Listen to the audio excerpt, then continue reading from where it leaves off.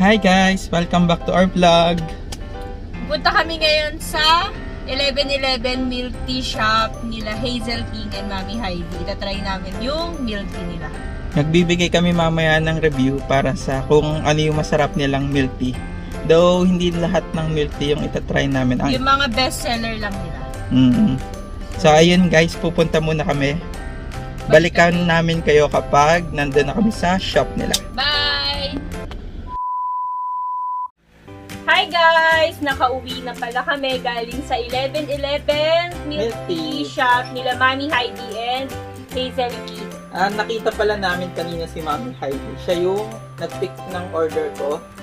Then, nagpa-picture kami kanina. Nahihiya nga siya magpa-picture. Sayang nga wala si Hazel King pero okay na ganda si Mami Heidi. Siya pa yung nag-prep nung order namin. By the way, yung ano nila, yung milk tea nila is along Maginhawa. Open na sila for takeout na lang. Pwede rin ata kayong magpa-deliver. So, pumili kami ng 5 iba't ibang drinks. Ito is yung Ovaltine. Ito naman is yung Blueberry. Then, ito is yung Lychee. peach pulpy. Ay, peach pulpy. Then, ito yung brown sugar nila. Then, ito naman yung classic milk tea nila. Yes. Ano muna try natin?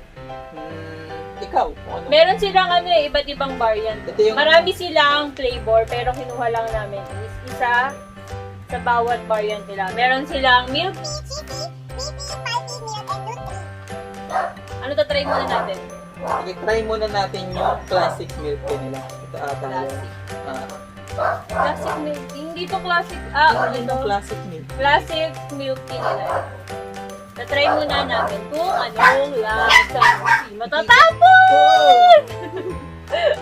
Guys, ang iuna naming itatry is itong classic milk tea nila.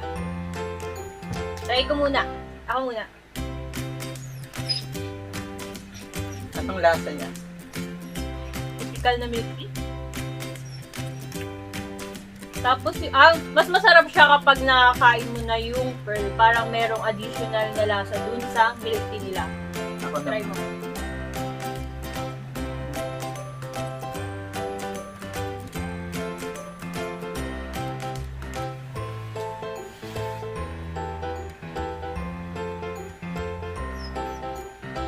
Wala sa? Hindi ka baka Kakaiba magsalita. yung ano nila pearl. Kasi pagkagat mo, parang may softness sa umpisa tapos pag after ng unang kagat mo sa kanya, softness sa umpisa then chewy siya after. So, masarap yung pearl nila. Then yung lasa ng milk tea is masarap naman din. Yung typical na lasa siya ng milk tea. Pero nakadagdag ng sarap yung yung parang may whipped cream. Whipped cream ba yan? Hindi ko rin Basta parang may whipped cream siya. Pero para sa akin yung pearl yung Nagdala. nagdala nung milk tea. Sarap ng pearl para sa akin. Next. Okay, ang try natin, ito naman para maiba. Itong blueberry whippy nila. Parang masarap siya kasi may mga parang may mga parang ginamit talaga yung totoong blueberry. Parang fresh na blueberry. Ano yun? Haluin muna. Ata, oo. Hahaluin yata mga try Kasi natin. parang may dalawang layer siya. Oo. As yung sa ilalim is Wait lang. parang kulay.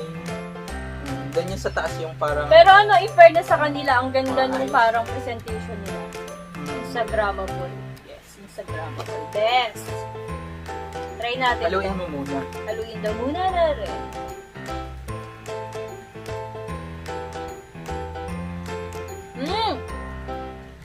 Masarap to! Lasang-lasa mo yung fresh na blueberry. Masarap siya. Sige, ako naman magta-try guys. Tikman natin. Masarap to. Magkano to? Mga parang 120 pesos lang to, pero sulit to. Masarap. Masarap siya. Lasang-lasang blueberry siya. Masarap siya guys. Hindi yung parang pau. Kasi kita Kita Para tingnan siyang nyo, guys. Kita yung may mga parang buto-buto na Para siyang shake love na blueberry yung flavor. Masarap to. Sarap siya guys. Yung mga mahilig sa blueberry. Ito. Try nyo to guys. Recommended. Sa 11-11. So, ano na next na try? Sarap ka naman dyan. Ano na try natin? Ito naman. Sarap siya. Ito naman is, ano din, parang milk tea. Brown sugar milk. Brown sugar milk tea nila. Pero masarap yung blueberry So, mamaya guys, sasabihin namin kung saan kami pinaka-nasarapan. Okay. Pwede dito. Haluin ko muna kasi nasa ilalim yung pearl. Maganda rin yung ano nila, yung baso. Maganda talaga yung presentation ng mga milk tea nila.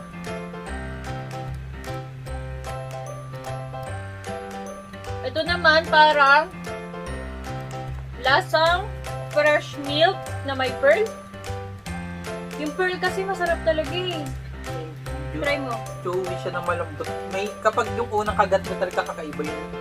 May something kang mapipil sa pagkagat sa pearl.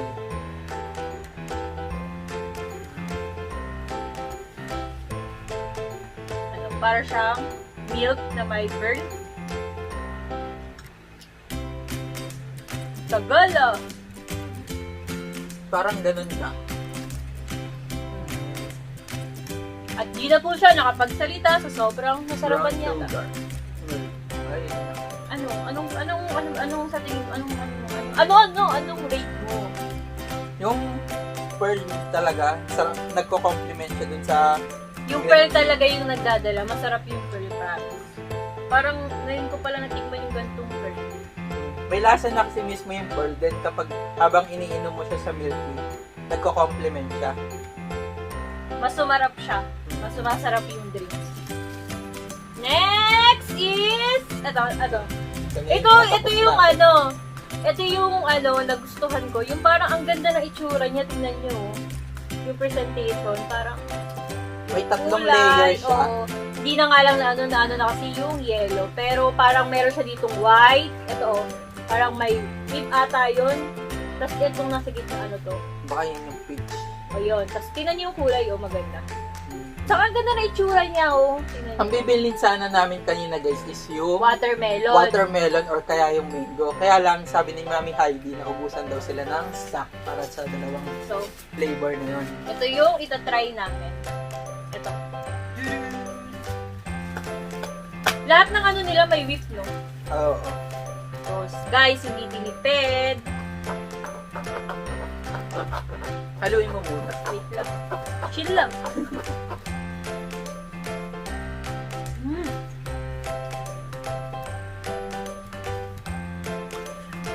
Sarap. Lasang. Parang akong kumakain ng Jelly Ace. Yung lasang-lasa mo yung flavor. Yung kapag lumunok ka, parang wala kang, yung parang hindi katulad sa powder na parang may naiiwan sa lalamunan. Ito lasang-lasa mo fresh. Try mo para maintindihan mo yung sinasabi ko. Sige, tatry ko to guys.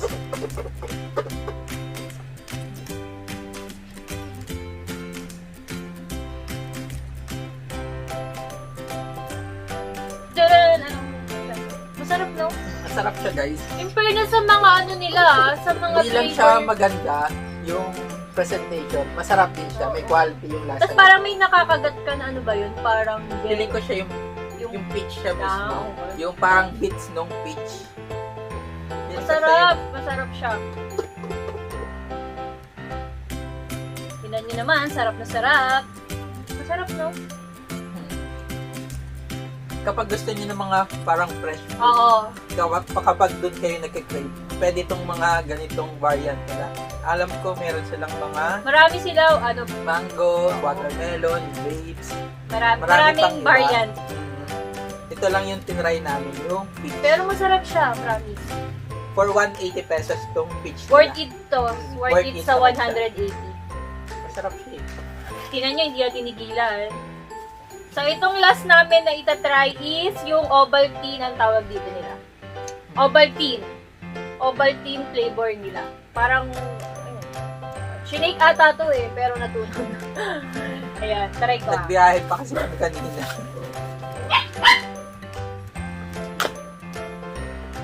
May pearl din siya, in fairness. Tapos parang meron siya sa, hindi Sa taas. Parang merong sprinkle na Ovaltine Ovaltine. siguro yun. Yung iba din alam ko may sprinkle din eh. Oo. Ito, may sprinkle ng blueberry ata sa taas. Ito, Ovaltine yung lasa niya, mas sumarap siya dahil dun sa inad nilang pearl. Ako naman titikman Kasi ko to. Ovaltine na eh.